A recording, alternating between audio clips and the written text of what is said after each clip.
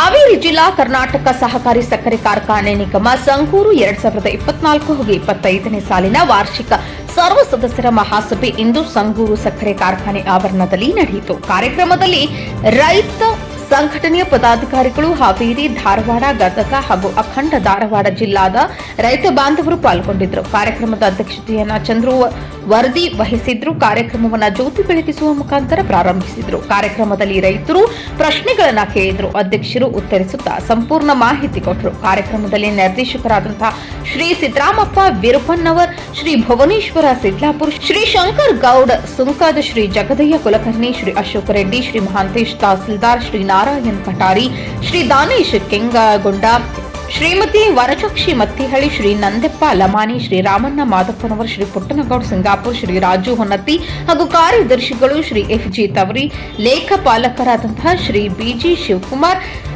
Senior assistant Shri SM. Patil ಹಾಗೂ ಹಿರಿಯರು, ರೈತ ಮುಖಂಡರು ಕಾರ್ಯಕ್ರಮದಲ್ಲಿ ಭಾಗಿಯಾಗಿದ್ದರು. News report Mallikarjun Haveri.